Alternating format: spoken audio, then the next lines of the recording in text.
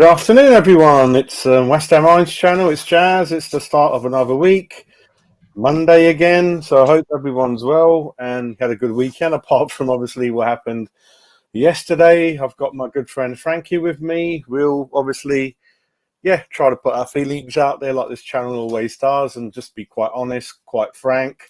And some of what people might hear, obviously, might not go down too well with some people, but this channel is just what it is. And Frankie, you were there, I believe, and I hope you're well, mate, as well. I think you went to the game, didn't you? I did, mate. I did. I was there, very optimistic and ready to cheer on the boys, mate. And the rest is history.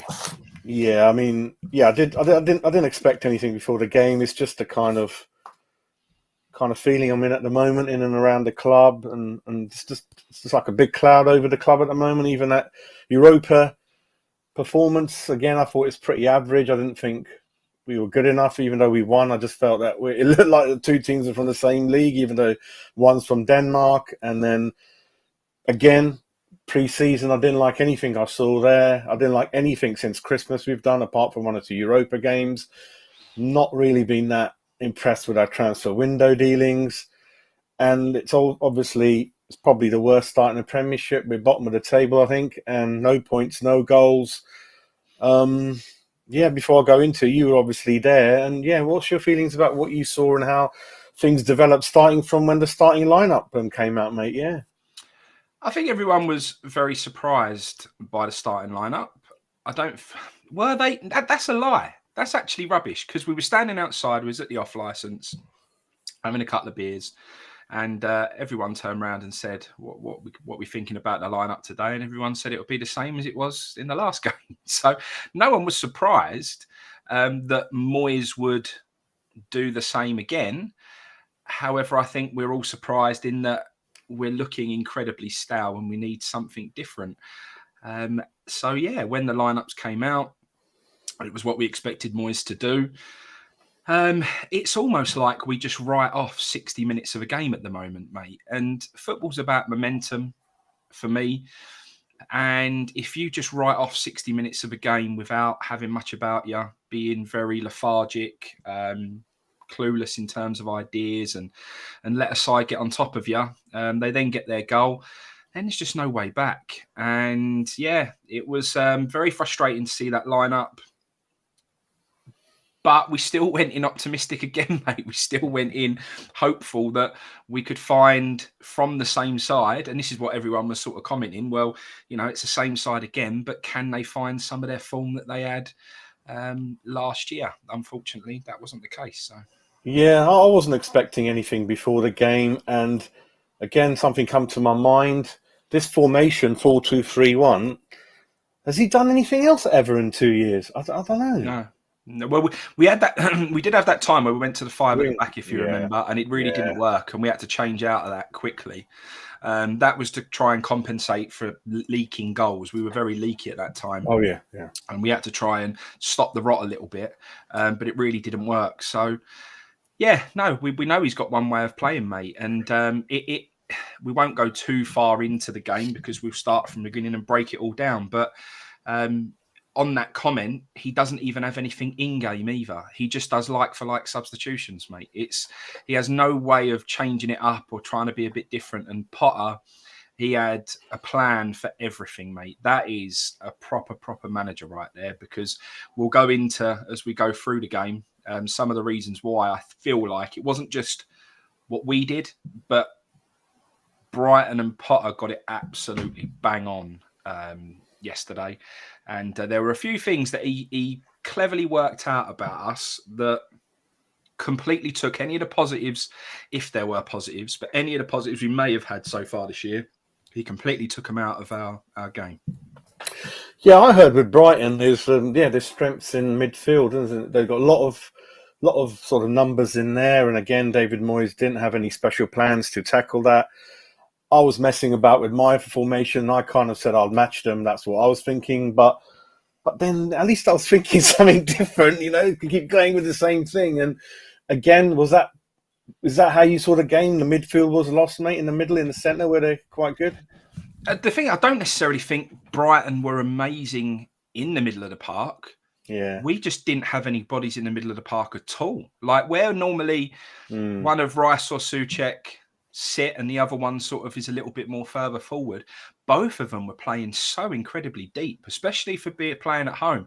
But what the biggest problem that kind of I think Moyes, and this didn't have anything to do with Brighton, this was just a complete bad judgment call from David Moyes.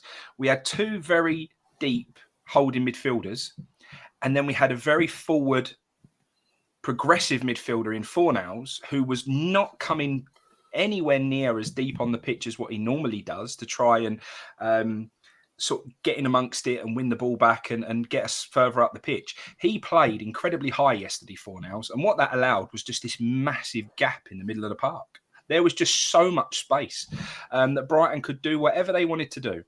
But one of the things that really, really stood out for me with Brighton is that if we had any threat or any sort of creativity from anyone in the last couple of games, it was Benrahma. And Benrahma was looking like he had a new lease of life and looking like he was probably our biggest threat. And I was sitting right above the side that Benrahma was playing on. And, mate, they doubled up on him beautifully. That every time, because Benrahma likes to cut inside because he hasn't really got the pace to beat the man down the line. Every single time Benrahma went to cut inside, there was another Brighton player there waiting for him. And it was just superb from Potter and Brighton just to completely take the threat of Benrahma away from us and just make it so it was impossible for him to have an effect on the game. So again, it's just, I get so frustrated because I've always said this, that I never see us do anything tactically based on the other team. I never see us highlight a weakness and go for it. I never see us highlight a strength and think, oh, can we, counteract that by doing X, Y, and Z? It's almost like we just set up the same way every time without ever any fault to the opposition whatsoever. Other than, I think, the one time I did see it was Seville at home. I think we had a perfect plan for them. But other than that, I never see it. But, mate, Brighton just done everything that you could ask them. I don't think they were particularly amazing yesterday. I don't think any individuals looked particularly special for Brighton. However, they're organised. They know their jobs. They know their roles. They run hard. They were fitter than us. They were more committed than us. Just the basics of football is what they had better than us yesterday. And then when David Moyes made his substitutions, he played right into Brighton's hands again. And by moving Antonio onto the left, rather than making a double substitution and bringing on Cornet, Antonio just wasn't tracking back, and it allowed Solly March to just bomb down that right-hand side, and he caused us no end of problems. Once again, we saw Moyes diver about with subs, bring on one rather than make a multiple change, take off Fornals, which was a bad move anyway, move Antonio to the left, which was a terrible, terrible mistake. And Potter made a little bit of a shifty round and perfectly counteracted what Moyes had tried to change. So, just really frustrating, mate. Yeah, I'll go into a bit more of the stats. But Ryan, hope you're well, mate. Hope you're well. I know you were pretty upset last week as well. Dabs, I'll give Moyes until Villa.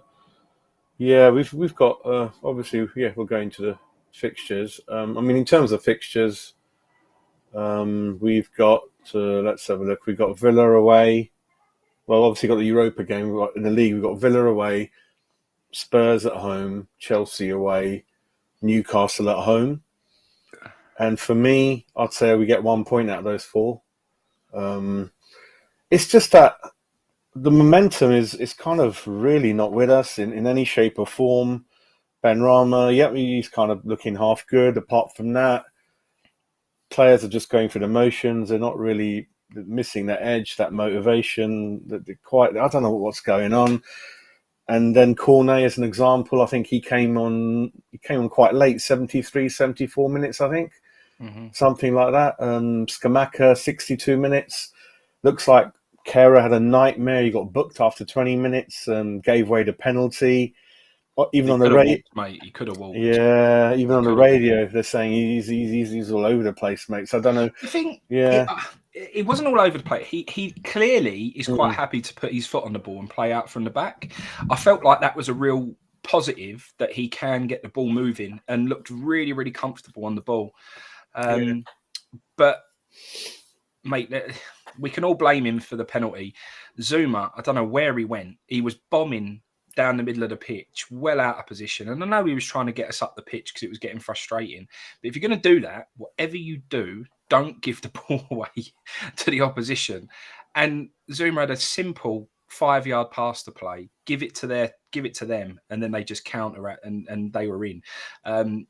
You can blame Kerr in that situation all you want, but Zuma's got to take a lot of the blame as well, mate.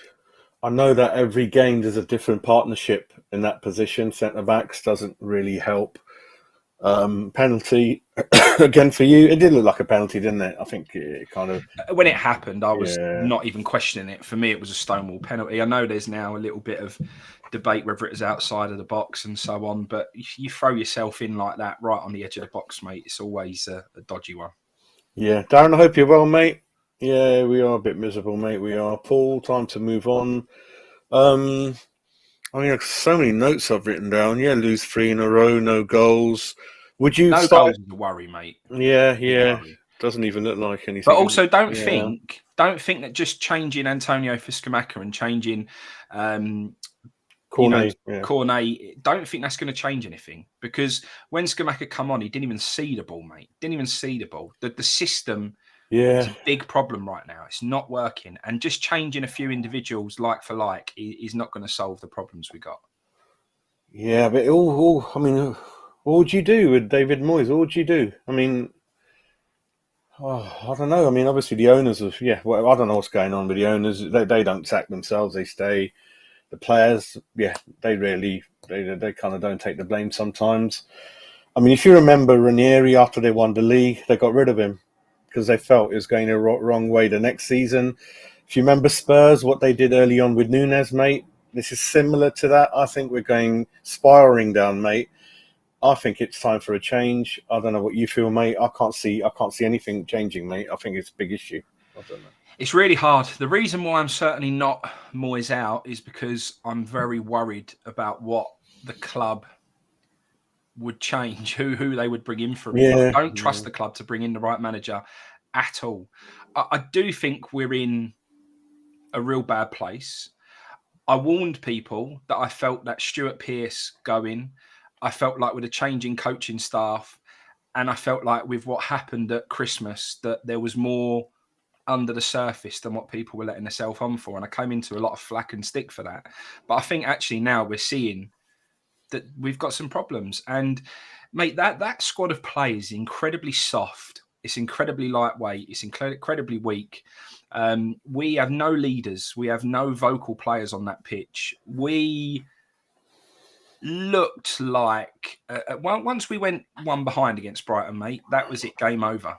There was no way back. No way back. And you never used to feel like that. Do you remember that we went through that spell where we always went behind, but we'd always come back very, very quickly and get back in the game, and we had the character to do so.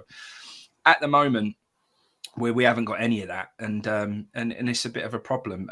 I think people underestimate massively the influence Stuart Pearce had around that football club, demanding effort and energy and work rate and spirit of the team, and not allowing people to just stroll around on the football pitch. Because since he's gone, mate, I've seen everybody just stroll around the football pitch without any sort of desire or commitment, and it's a worry. But you know, let's all be honest with ourselves.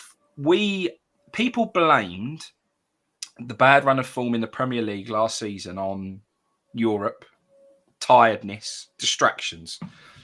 Mate, this happened well before then. We're talking Christmas time, the Southampton result at home, the Leeds result at home. We didn't have any European games then, none at all. We had no European games.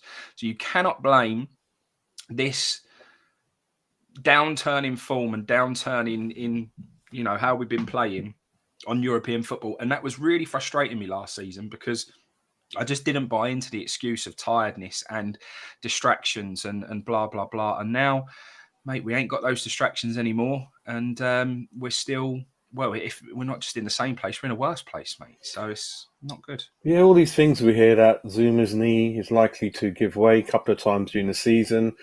Kehrer, very difficult start to his career. And I had a feeling that any positivity form that Scamacca Cornet were coming with to the club is quickly going to finish. You know, it's not easy for them coming to this kind of environment. So that's a worry for me. Rice, for you, is he doing enough as skipper, mate? I'm going to defend Rice a little bit now, in a sense that I think for a 23-year-old to be the captain of West Ham United, I think is a bigger responsibility than people realise. He's just had a newborn baby. That is a huge change in lifestyle, in everything and it is, mate.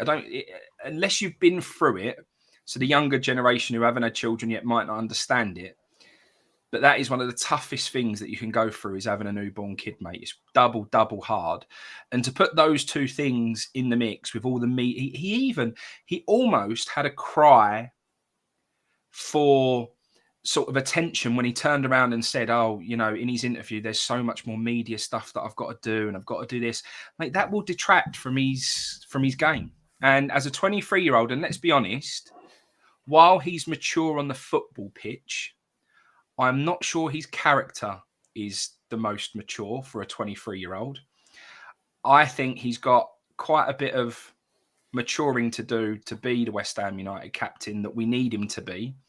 However, there is not a single other player you would even consider being captain of West Ham United. Yeah. But what I think the club massively need to do is find a way to support and take away some of that strain from Declan Rice at the moment. And we're supposed to have this vice captain and everything else. Mate, if there's a bit of media that needs doing and Rice needs to focus on improving West Ham United right now, let the vice captain take some of the responsibility for some of the interviews, some of the media stuff, whatever it may be. It's a real tough time that he's going to go through. He's got a lot on his plate. And unless the club support him in the right way, he's not going to be able to be the captain we need for him to turn this downturn in form around for West Ham, mate. I know it's a silly statement, but even, I don't know. I mean, Rob Newman he was in the stands, wasn't he, with Dave? He looked really miserable. I don't know what's going on. Doom and gloom. Some of the players that are coming through, Kehrer, early signs are up and down. This Emerson Chelsea guy, is he going to change the world for us? I don't know. There's no real youngsters coming through into the team. And all the new signings, none of them are starting, so it doesn't really make any difference. As an owner, I mean, like you said, you've got to think about who can come into this difficult time if we did make a change. But I think it is about momentum, and managers do get sacked really early on if they think that the dressing room. I mean, do you think? I mean, I felt that the dressing room would be the next thing to go in terms of they just can't be asked anymore. I don't know why. But something's changed on the training ground. Like you said, Stuart Pearce has gone, sorry. And it's not just him going, mate. Why did he go? Yeah. I know people say he wanted to be back closer with his family, but I don't buy it, mate. I don't buy it. Something went wrong. We all know that something really changed at Christmas time. And I'd love to know what it was. I don't think we're ever going to know, but something's not right under the surface, mate.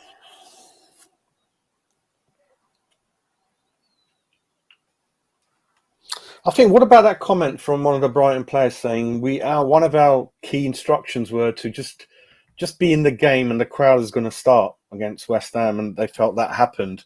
I mean, I heard the boos at half time on the radio. What's your comments on that? Good media, mate. Good media. They don't know that. People knock West Ham, mate, and West Ham fans. We get behind them. There was no way that West Ham, after half time, weren't behind that team. For that first 15 minutes, West Ham were right behind them.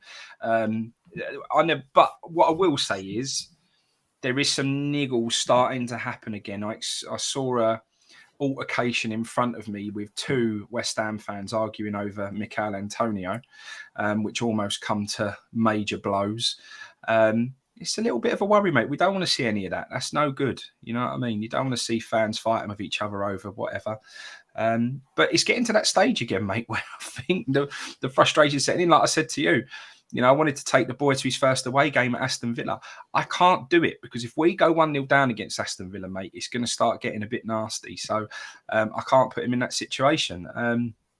The last thing we need to do is start getting on each other's backs. And I mean, Twitter yesterday was a terrible place to be.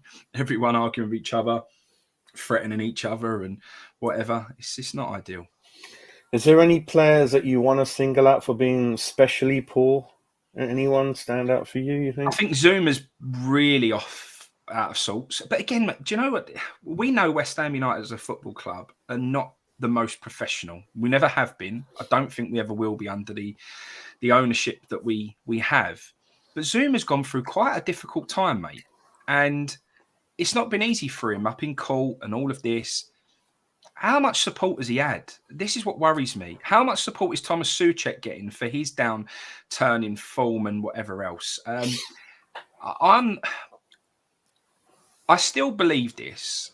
I think for whatever reason, something clicked. Something clicked with the backroom staff. Something clicked in terms of the players we brought in. Souček was brilliant in his first season, and we got very lucky with some transfers.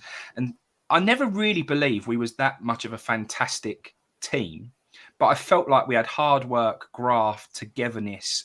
I felt like they were our strengths.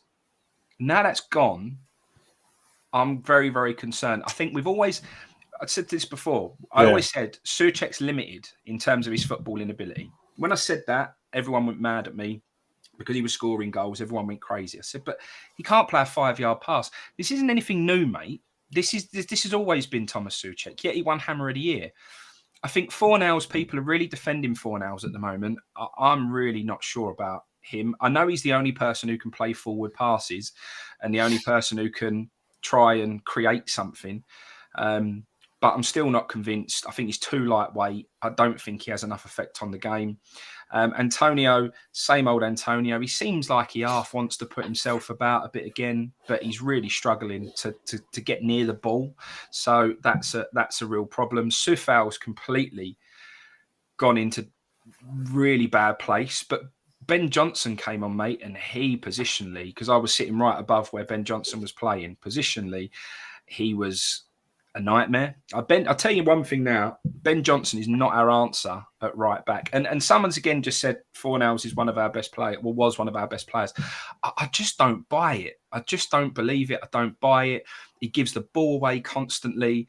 I mean, it wasn't hard to be one of our best players yesterday, but Gio from the other channels, he is a massive fan of Pablo Fornals. And because he's such a big fan of Fornals, and I don't believe him, when we're in a game, I message him now when Fornals has any effect on the player when he's on the ball. And since I've started raising that to Gio, even he's turned around and said, these first 3 games of the season, Fornals has been incredibly, incredibly poor. And he's the biggest fan of Fornals, but he said he hasn't been good enough. Declan Rice is out of sorts. I think we know why that is. Big concern. Cresswell, still...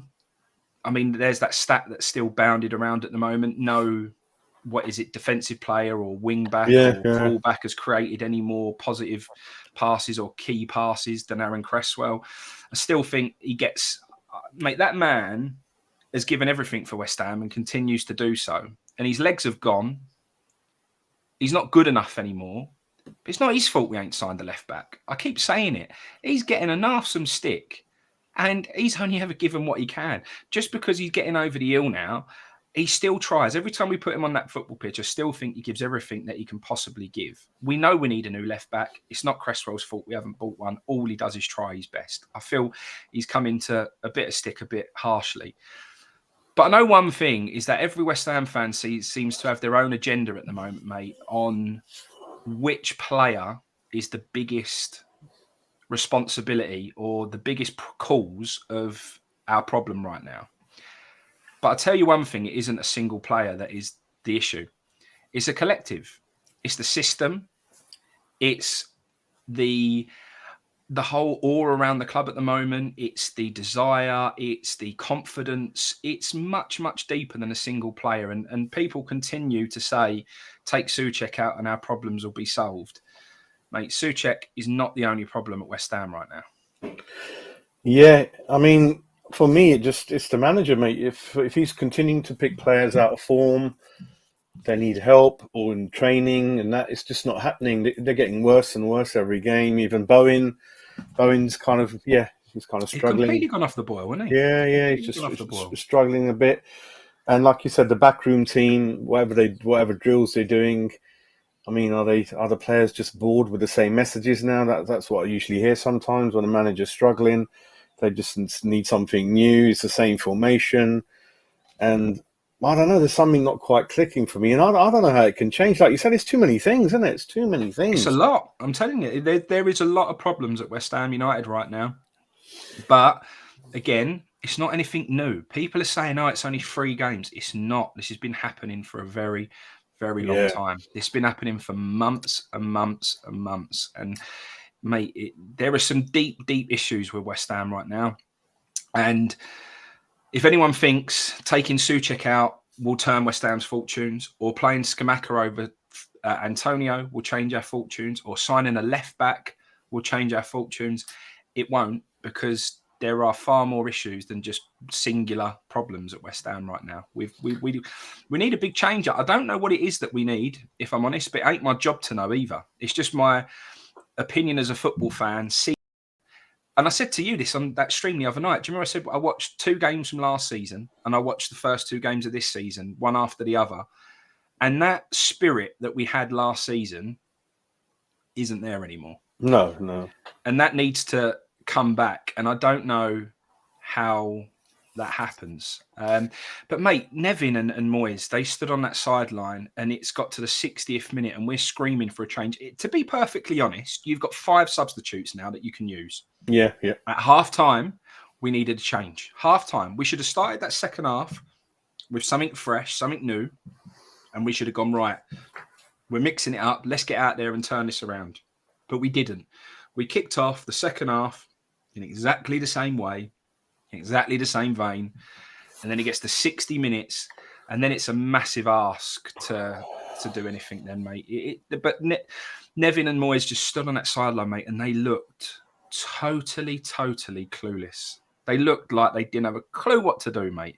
And in the end, what they do is change around Scamacca for Fornals, who probably, let's be honest, is the only player who can get us up the football pitch. He then puts Antonio on the left, which Antonio didn't want to be out there. As soon as you put Antonio on the left, mate, he was standing right by where the substitutes are. He just wanted to step off that pitch and let someone else get on there. He was done. And all that did was release Solly March down their right-hand side. And tactically, it caused us problems to a point that we knew we were never getting back in the game then. It's a real issue, mate. A real issue. Well, Souček, how did you see him? Was he all right? Or? He wasn't the worst player on the pitch. Don't let anyone tell you that Souček was the worst player on that football pitch yesterday, because he absolutely wasn't.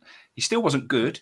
He still doesn't look like the happy potato salad eating Souček that we knew from last year. He doesn't look happy. Mate, again, we all had a period where things just went right for West Ham, and it was very easy for the board. It was very easy to just allow that success. I hate that word as well. It's not even success. Allow that good spell for West Ham to continue.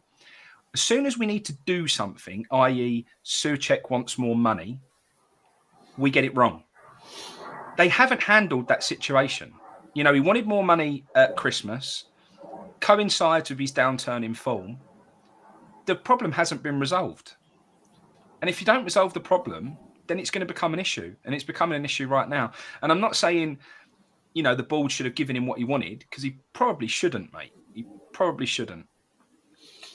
But at least address the situation. At least get to an agreement where both parties can say, okay, we're happy, let's move on. You can't just brush it under the carpet. You can't turn around to a player and go, you won Hammer of the Year, you want more money, but we're not giving you nothing, now go away. And expect that all to just be fine then. Because it's not. What you need to do is sit down with him and say, okay, we can't offer you a contract at this point in time because it's too early on into your first contract with West Ham United. However, if we see X, Y, and Z, then we can sit down and have a talk. But we haven't. We've just brushed it under the carpet, and he's clearly not a happy bunny, mate. And it's a problem. Yeah, I remember you saying that the owners, their ambitions this season is to just be comfortably away from the relegation area. But now we're kind of, we're bottom. They might take notice of what's going on now. I don't know. But like you said, throwing more money, is that going to solve anything? It's a bit late now bringing... Do you know what, though, mate? Yeah, this is something that every single person in West Ham who supports West Ham needs to consider right now. Because all I've seen for the last 2 years is David Moyes is in control of transfers. David Moyes is in control of the club. David Sullivan has nothing to do with anything anymore. And David Moyes is the man who makes all of the decisions. If David Moyes made all of the decisions... and David Moyes wanted Downs, which I don't for the life of me believe that he did. The reason we signed Downs is because Warburton come in. Downs' agent is Warburton's daughter. And it was an old boys club agreement that we're going to bring in the player because you scratch my back, I scratch yours. That's what that signing was. And that's why Downs has had a few moody comments from David Moyes so far and why he's not going to see any game time for West Ham, even though Souček is in a bad bit of form. Scamacca, Cornet, mate, if Moyes wanted these players and Moyes highlighted them as being the players that he wanted and absolutely was adamant that you've got to go and get these players, he'd be playing them, mate. I'm telling you now, Moyes don't have as much say as everybody believes right now. David Sullivan is still firmly in control of everything at West Ham United. He's in control of who comes in. He's in control of who goes out. And that's the problem. Oh, mate. I mean, I remember that Downs comment now. He kind of said he's not impressed with what you've seen from him. Another David Moyes is just really openly just saying things now. Like, he goes, the players are crap now. They're playing well below what they were a couple of years ago. So I think the writing's on the wall, mate, for me. Yeah. I don't think there's long to go before something's going to crack. And in terms of who's going to come in, I don't know. I don't think, like you said, Graham Potter or the Brighton guy is going to... don't think we're going to do that. And then people were laughing in the chat saying Warburton's going to be lined up. You know, he's going to step in and be the manager of West Ham. I don't know, mate. I don't see it, mate. I don't see it. Yeah, let's go through some of the comments. They're all kind of saying it's... Europa last season, playing too many games in a week. That's kind of set it off. The squad wasn't ready for it.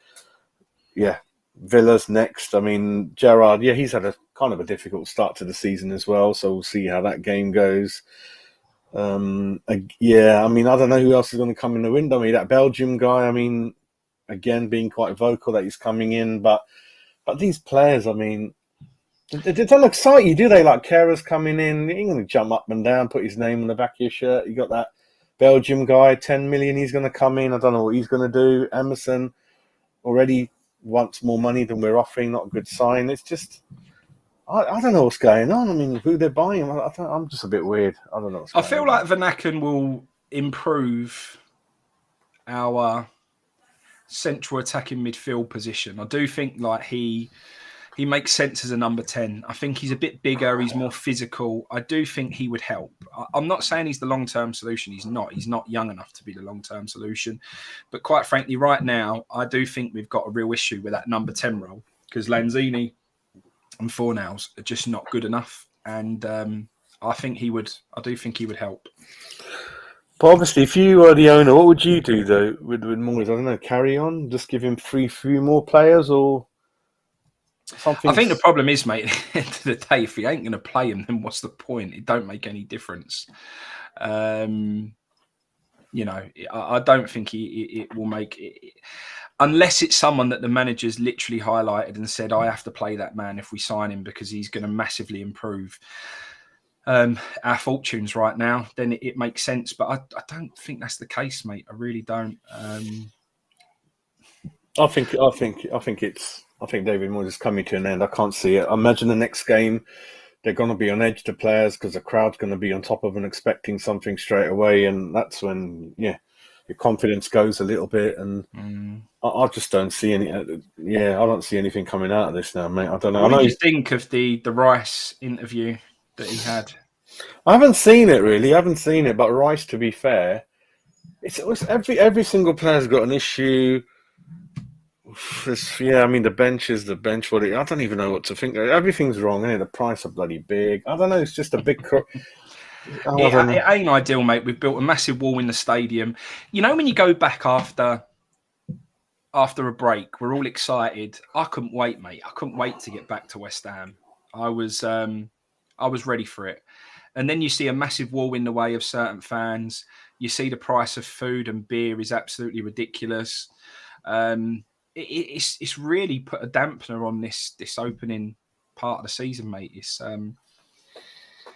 the enthusiasm that I had for returning to West Ham is diminishing quite quickly. And it's not just, like you say, it's not just the team's performance, it's the whole overall experience of going to that place at the moment. And I tell you now, it's not just me. You can feel that it's flat over there right now. We're only 3 games in. It's flat. Outside the off-licence, it used to be a buzzing sort of atmosphere. People would be at the off-licence early, especially in these, when it's sunny. We're catching those early bits where the sun's shining. Normally everyone's outside having a beer. Normally everyone's getting right up for it. It's a good atmosphere, good mood. People are out and about early doors. Mate, the off-licence was empty until about half an hour, 45 minutes before kickoff. And then there was a few people out there, but it was nowhere near as busy as what it has been. After a new season, mate, you're supposed to have something that ignites you, excites you. We've just had a transfer window. We should be seeing new players, and you want to get over there and you want to see them and you want to see what they're going to bring. And there should be a real buzz and excitement. It ain't there. And we've got to do something to, I don't know, try and spark a bit of life into not just the team, but everything over there at the moment, mate. It's incredibly flat. Yeah, I think it's right. The cracks appeared when Alex Kral came in, Vlasic came in. Something wasn't right from that moment, and then obviously some players were upset in the January window. So it began to appear then, didn't it? In the summer, something odd began to happen when we thought, well, we're really going to go to the next level now. We just need to add 1 or 2 players and we'll be all right. And that could be the board, perhaps Sullivan, but. I mean, the next 4 games, I don't know what you expect from David Moyes as the board. He's probably gone into the office today on a Monday to see him, have a chat, anything we can do, what's going on, are you all right? And you look at Arsenal, Spurs, Newcastle, Villa. What will they say to him? We need 6 points out of those? I don't know, mate. I'd just see 1 point. That's my prediction, 1 point out of those 4.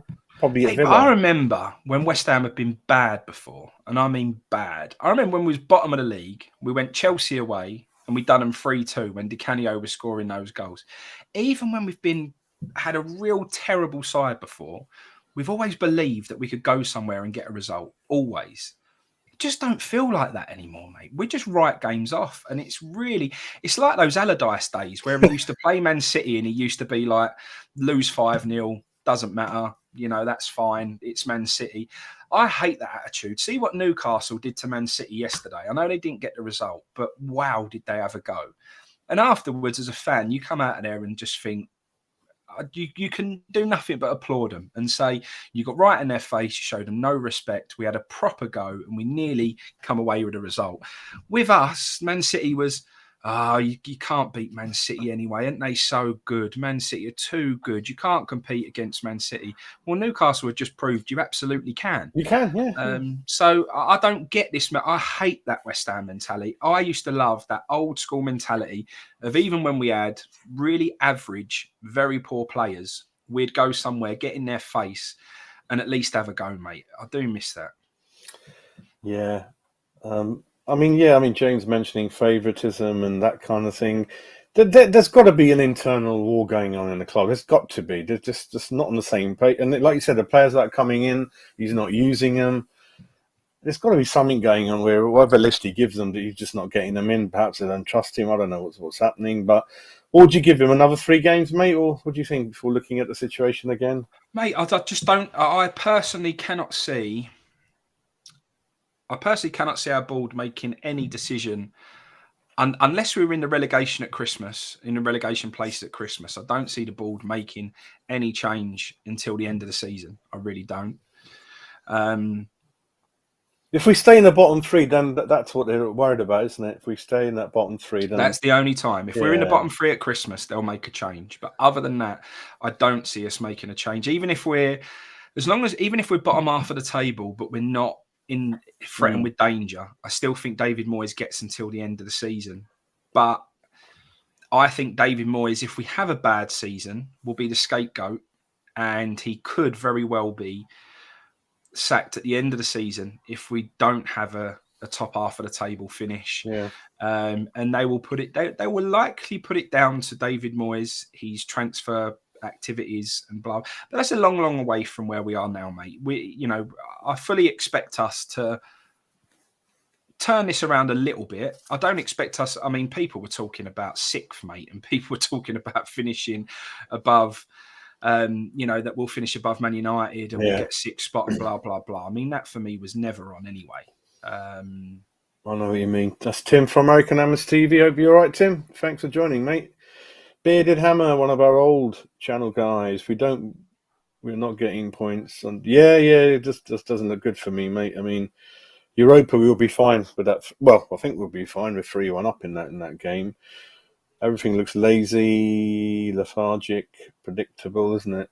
Moyes thought he played. Yeah, he said there wasn't much, which I think Frankie supported. Said there wasn't much really when you think about it between the teams. The stats, it's just that they got 2 really good goals, and then we don't look like scoring even in those positions. And getting a bit slack, giving away penalties, missing penalties. Yeah, it's a fine line sometimes, isn't it, mate? But we didn't play well. We that was one of the worst performances, the most impotent performance I've seen from West Ham in quite a long time, mate. It really wasn't good. Moyes thinks that was good. But what I did like about Moyes is when we had poor games last year, he called it out, and he used to actually tell it how it was and say it just wasn't good enough. If he's going to go that route, that's when I really will start to worry. If he starts saying he thinks we played well when we play like that, then that's a big problem. So you, from where you were sitting, you could see the dugout then, fairly? Yeah.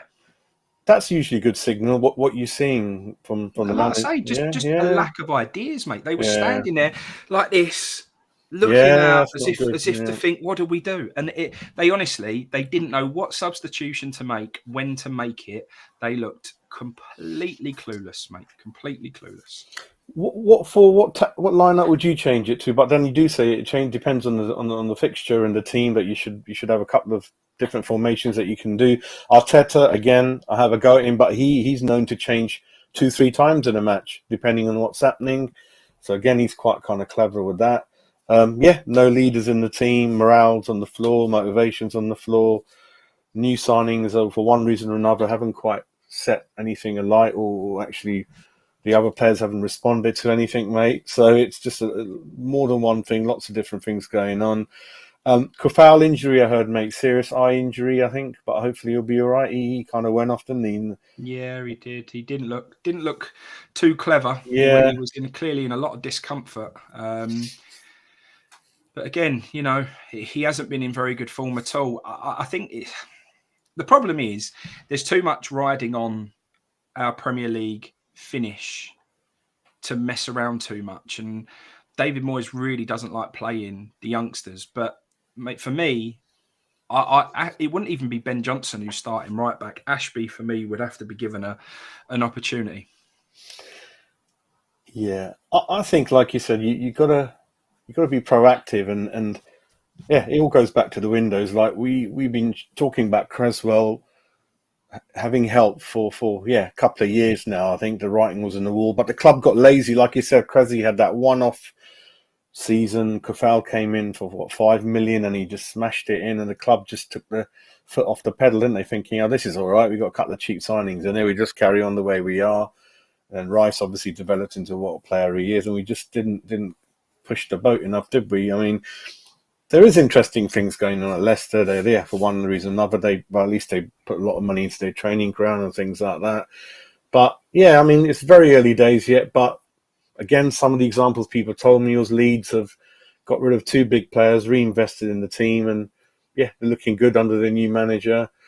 Brighton, they're not a huge club. They're kind of 5th in the league. Eddie Howe's doing well at Newcastle. Fulham are 7th, mate. Brentford are 8th. Palace are 9th. Forest are 10th. So it isn't always sometimes money or things like that. It's kind of what the managers can get out the players, really. Next 3 games, I can't see us beating Spurs and Arsenal, people like that. well, you'll see anyway when we play them that they're on another level at the moment. They're obviously high in confidence. They press a lot. They have a plan. Good managers in form, really. So yeah, we're back to our normal self, mate. Wherever we are, yeah. But did you think before kickoff that you think we were going to win, or the fans are like thought something we're going to see? I thought once they saw the lineup, their hearts are going to go down a bit when No, I don't Smacker's think we not did, mate. trying. Yeah. I don't think we did. I think everyone was up for it yesterday, mate. I really do. I feel, like I said, it is a little bit flat over there. You know, people ain't over there as early doors, mate. Times are hard, isn't it? You can't go over there and spend as much money as you used to and all that sort of stuff. I mean, I had to get a taxi yesterday to the train station, which was 55 quid. I then had to get the train, which was 20 quid. I've done 75 quid before I've even got there. I've then got to get a taxi home on the way back return, which is another 55 quid. You know, you're doing 150 quid over there just in travel, and then you've got to have a few drinks and everything else. So people can't get over there as early and whatever else. But that's again, mate, where you want the club to help out with that situation. Do drinks deals before the match to get people inside the ground a little bit earlier and make it affordable. I know we can't because we're not in control of that, and I do fully understand that. But it is frustrating over there at the moment, mate. It is. But I do feel like the fans, even after the lineup, all believed. And do you know one thing that I was really impressed with? Although there is this agenda against Souček at the moment, and everybody's saying how bad he is and he's got to be dropped and this and that, when they read the teams out, there wasn't a single grumbling or boo when Souček's name was read out. Everyone clapped and cheered. So no one was against the team yesterday. Everyone was fully behind them.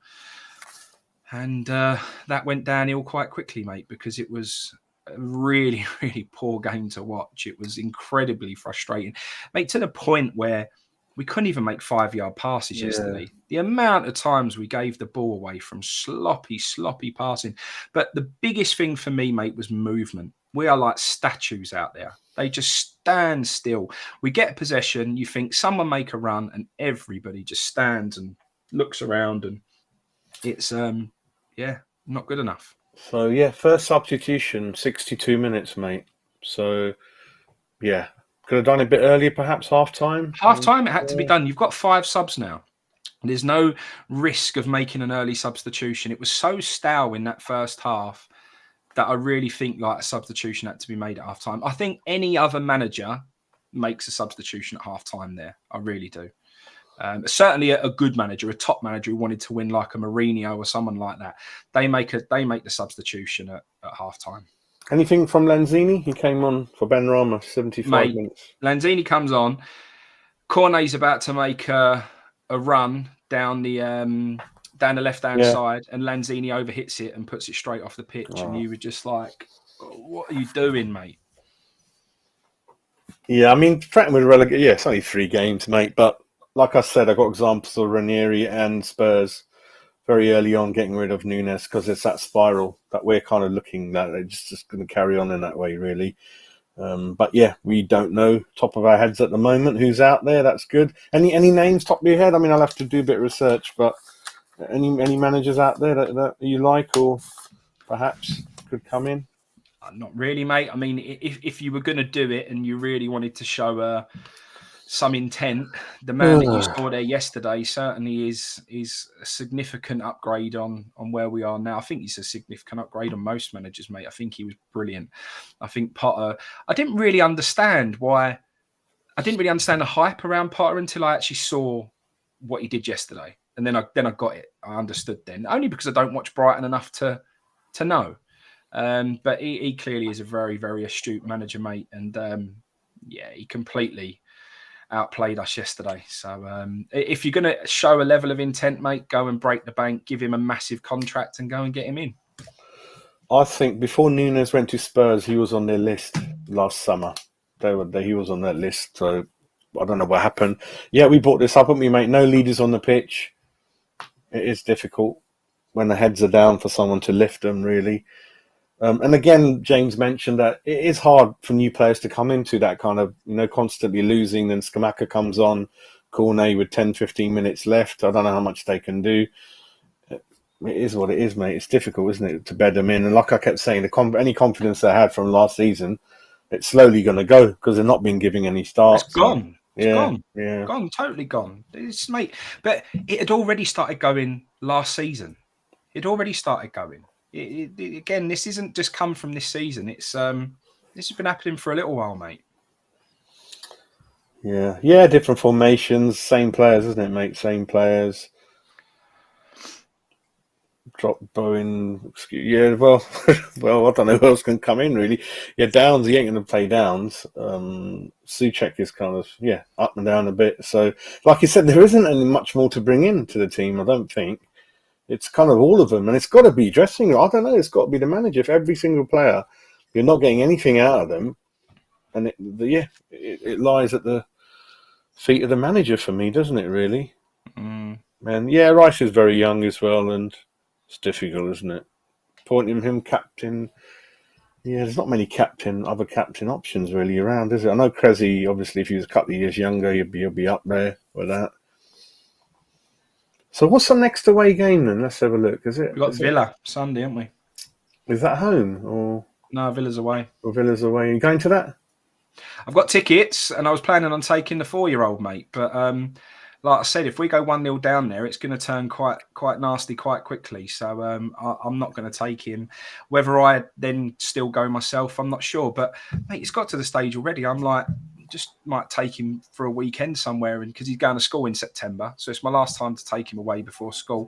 Normally West Ham's our thing, but mate, it got to that second half, and even he is sitting there reading his programme and not really interested in the game, which he never does that. He loves watching West Ham. And it got to 10 minutes before the end, and he went, "Come on, Dad, let's go. I'm not watching that rubbish no more." And I was like, fair enough. Yeah, Tottenham. That's the 4-year-old telling you that. It's not nice, and everyone. We've got Tottenham at home. Players should be up for that, shouldn't they, really? Shouldn't need motivation for that. I agree with Mike. I think he's taken us as far as he can. And the writing was been on the wall for about a year, I think. And it's just got gradually worse into the situation we have now, really. See, I think that was right, that comment just then. I think that's correct. I feel like there is... Oh, yeah, there is that. ...an issue there. I do. Anyone who tells you that Moyes was happy with not signing anyone in January, I think is totally wrong. I do. I really do. Yeah. But like I said, when the board mess up, they really... Yeah. They're not going to sack themselves, so they usually go for the manager, who's kind of the one, isn't it, really? Yeah, he keeps popping up in the crowd, doesn't he, Piercy? He was there in that Europa game, so I don't know what the hell's going on. So either you're in or you're not, mate. That was just a joke, wasn't it? Massive. That was just out. No, but no. That attitude, we are massive. We're a massive football club. Huge. One of the biggest football clubs globally. Because wherever you go, mate, you see West Ham fans. Wherever you go, we are massive, huge. We've got history. We are a fantastic football club. Do you know what I didn't like about the massive thing? I didn't like that it was tongue-in-cheek, because we are massive. We might not be massive in terms of results on the football pitch and trophies and everything else, but the fan base, mate, reaches far and wide. And what we need to actually start doing is actually believing we are a big football club. Because until we start behaving like one and acting like one, signing players like one, having infrastructure like one, having training facilities like one, doing things that big football clubs actually do, we will not become one. So we absolutely need to start believing that we are a massive football club and actually start behaving like one. And the sooner we do that, the better, mate. Would that mean trying to get Graham Potter out of Brighton then, with the right cash transfer 100%. Market budget? Yeah. Go and make a statement. Go and make something that can... Because, again, pretending that last season was a success, or not was or is success. Reaching a semi-final of a tournament isn't success. Success is winning things, mate. I think the other thing someone said interesting is that if you look at the recent managers we've had, they haven't had clubs when we brought them in, so we didn't have to pay for them. They're either about to go into retirement or they weren't doing anything. So, again, I don't know how much money Brighton would want. I don't think we'd do that kind of thing, would we, mate? So I think Pellegrini and Bilic, I think they're already without jobs when they came over, I think. And that's been the last 3 or 4, I think. Fornals was one of best players. it weren't hard to be one of the best players yesterday, mate, because the overall average was incredibly low. Ryan was in the crowd, and yeah, he's hearing saying as you, one or two fans, yeah, sort of getting a bit wound up It's with each getting other. nasty again, mate. It's getting not nasty. It's getting niggly. It's getting niggly again. Yeah. And I suppose a lot of people left early then. I saw a lot of seats empty. I was quite surprised how many actually stayed. There were, as soon as Brighton got their second, there was a small amount of people exit. A few people left, but a few people stayed behind. I stayed until about the 82nd minute, and that's when the boy said he wanted to go to miss the. But we was happy to stay till the end, but he wanted to miss the queues for the trains. And when you got a 4-year-old, when you're crammed in that space, it gets a bit dodgy anyway. So I like to miss the crowd with him. But no, I actually felt like a good amount stayed behind. Because I think it's because it was an early kickoff. I don't think people were as desperate to get home. So no, it wasn't like a mass exodus of loads of people leaving. There was still a good few people who stayed quite late on. So Ryan thinks we've won 1 out of our last 10. I'm not sure. Yeah, that's I've seen that bounded around. I have seen that stat used quite a lot over the last 24 hours.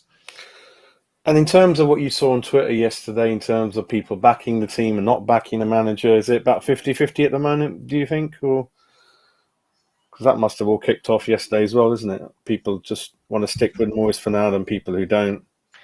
I've not seen too much of the Moyes out right now, and I do feel like that is because of the last few seasons and the journey that we've been on. And I don't think it will fully come, like I said, until Christmas time. I think he's got a couple of months yet before fans will really start getting on his back.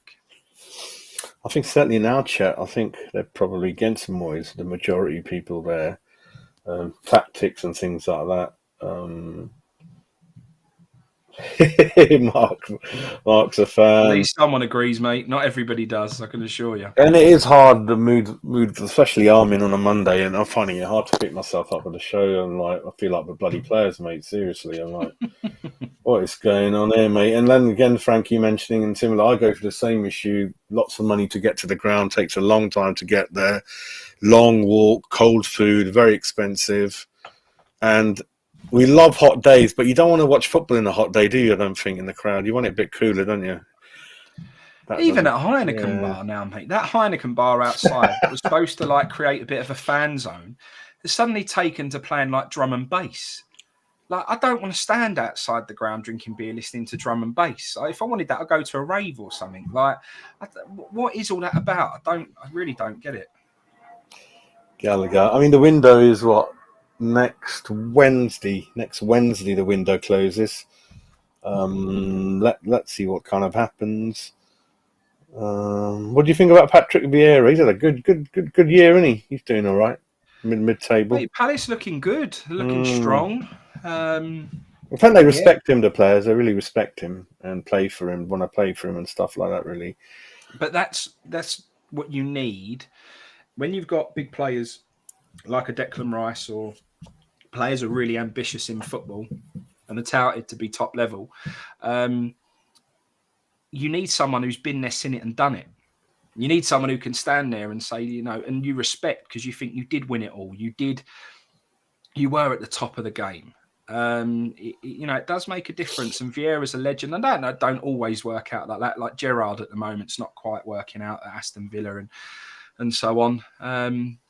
But it does help when someone stands there and says, I've been there, seen it and done it. And Garino's right there. That Warburton's daughter isn't Down's agent. I simplified that to just try and not overcomplicate it, but she is involved in the management. So I think in terms of what we need the most urgently in type of player position, I mean, it's hard. I mean, we do need that number 10, but then Benrahma's he's kind of coming to form a bit, isn't he? But you've got to be all on the same page, haven't you? It's hard for one person.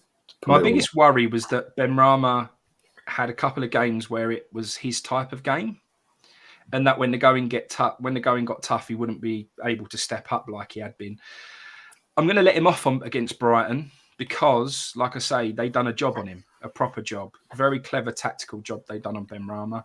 But we need to see a massive game from him against Aston Villa, mate. We need to see a really big game from him against Villa. Yeah, Ryan. I think Vanaken's coming in to replace Souček. Am I right? I'm not sure. Is that what we're He's more thinking? progressive for me than Souček. I think he'll Yeah, be coming in as more of that number 10 role. I don't yeah. think he will be the holding role. Scott Parker. I'm not sure on him, mate. Not sure. No, Not I'm not not either. sure, mate. Not sure on him. Yeah, yeah. He's a big lump, Vanaken.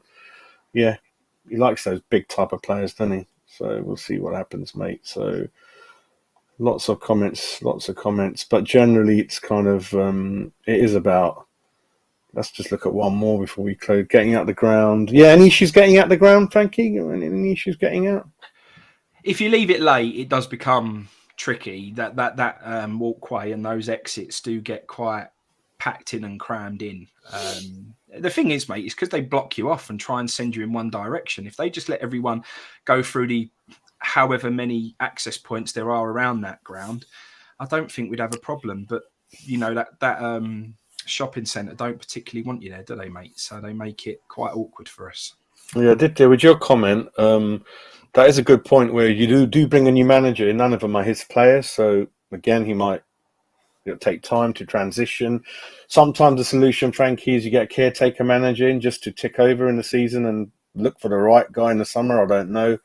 So maybe that's something they're looking at. Well, that is the point, mate, isn't it? The idea of having a director of football is that you create the type of football you want to play as a football club, and then you sign players based on that and for that type of style, and then you bring in managers that also suit that style. I think that's kind of the whole point. But do we ever really have a director of football? Like, I know we had that Pellegrini one. I don't know. It's we have a massive lack of organisation with stuff like that.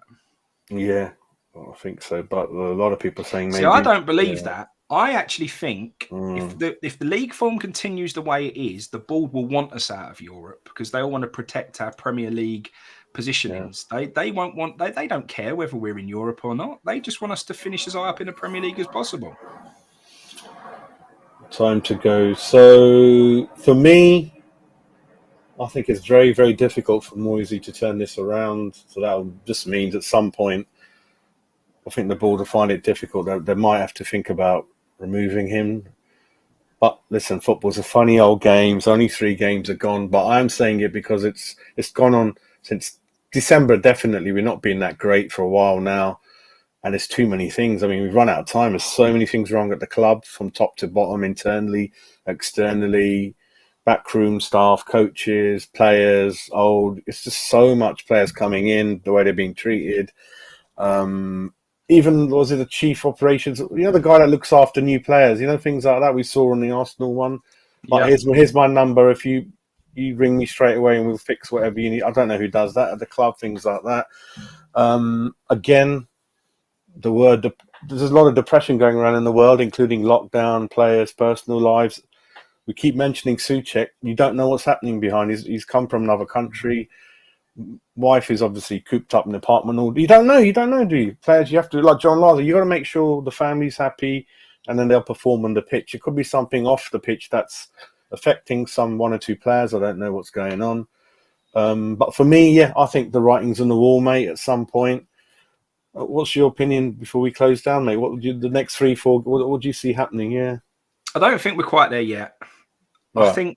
I don't think we're quite there yet. I think Moyes has done enough in the last couple of seasons to sort of warrant a bit of support for a bit of time. I'm not sure that's the right move, but only time will tell.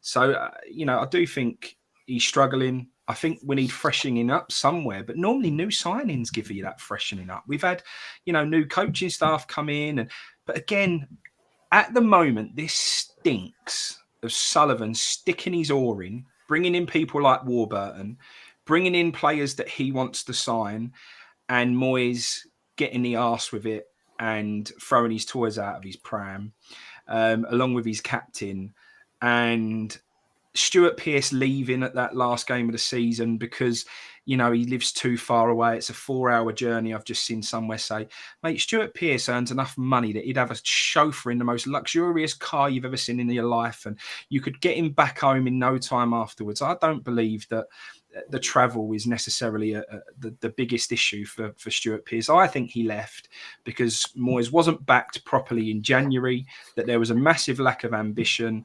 And I think there's something that's kicked off behind the scenes. And for me, like I said, this stinks of Sullivan really getting his mitts on the club again and rocking the boat. And I think there's deeper issues for West Ham United at the moment than just what our first 11 is and what David Moyes is doing right now. But it's a worry for me. How that turns around, I'm not quite sure. It's going to be interesting to see how it all unfolds. But for me, currently right now, this is not particularly a good time for West Ham United. And I like you say, with the games that we've got coming up, it could get very, very bleak very, very quickly. Yeah, I agree with that. Going back to Moyes, I thought he was the right one to come in that time.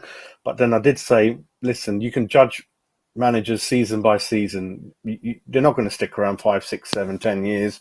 So for me at the moment, it's difficult for him, to carry on. But he certainly did a good job coming in.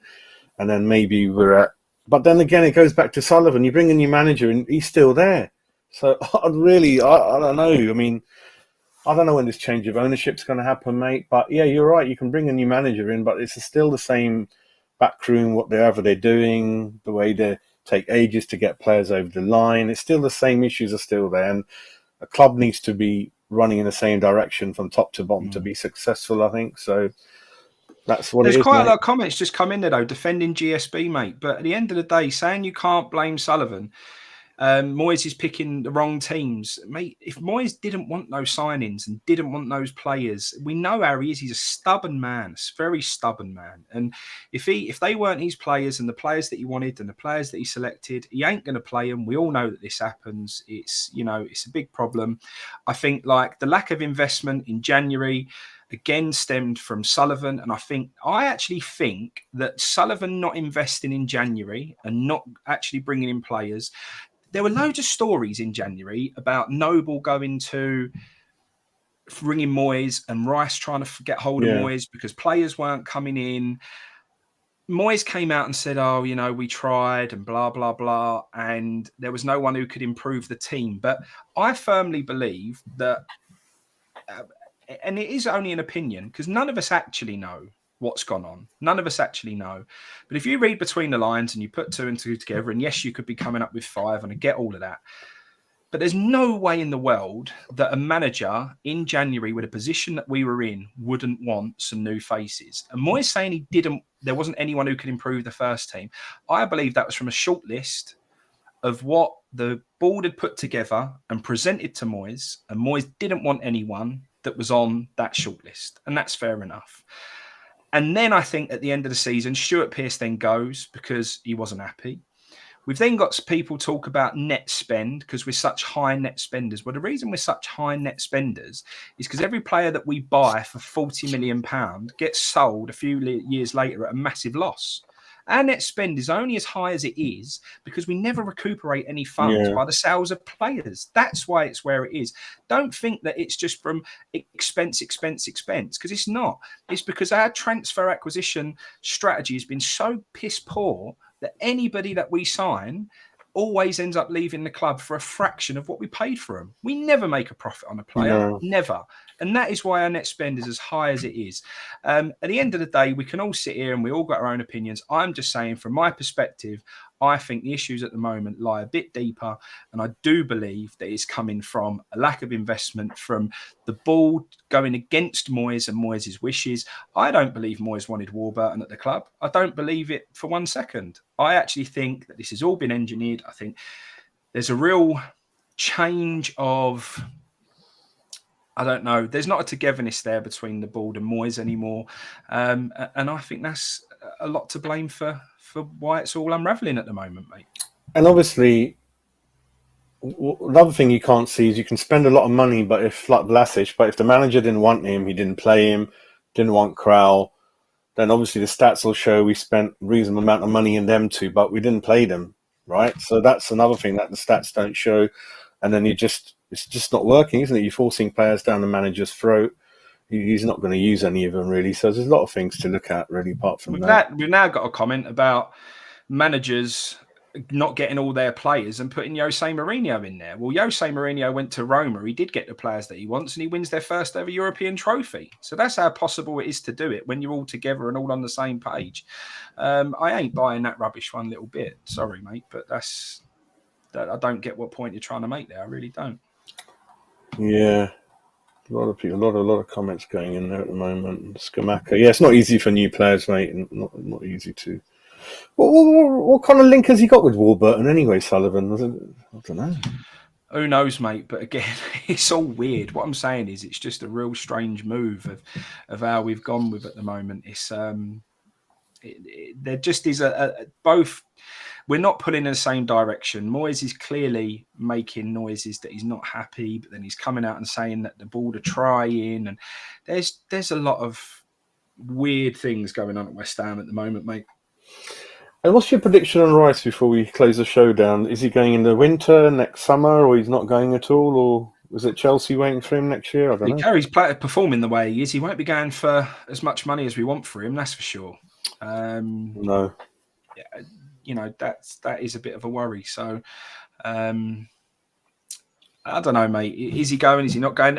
I think a big part of the problem is, if he is going within the next year or so and he's not committed long term to West Ham United, then why have we made him our captain for the sake of a season? Like I said to you, I don't think there's a lot of other options, to be perfectly honest, and I think that's our problem. But again, it just everyone turning around and saying our squad is so much stronger than last season, and we've got more depth, and we've got this and we've got that.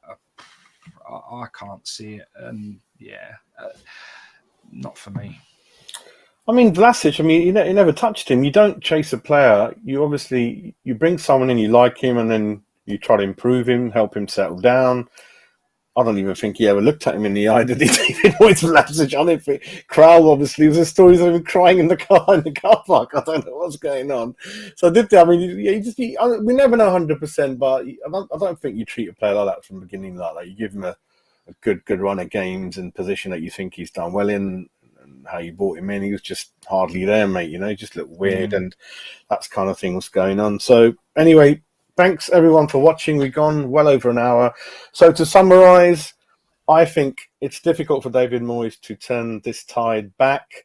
And then from Frankie's side, there's a lot of issues deeper than just David Moyes and the club that we need to think about. And a lot of them lie with the owners, perhaps. So you can't change that overnight, So, but we do agree, there's a big issue with the club. And let's see what the next few games, what happens really, and maybe football's a funny game. We might just be up for the Tottenham game, I don't know, and suddenly get something out of that. Sometimes it's just a draw and your first point on the board, and that can change it around. Or you have this harsh meeting in the dressing room when you just tell everyone the way it is, and that usually works. But it is what it is. It's not a nice time to be a West Ham fan at the moment, but really appreciate everyone in the chat. Went absolutely ballistic. I ran out of time to go through all the comments, but it's interesting to sort of share our views with everyone, really. So thanks again, Frankie, for your time. And hopefully, as the week progresses, we feel better and better, don't we? We'll see how it goes. That's it, mate. All right, take care, everyone. See you later, mate. All right,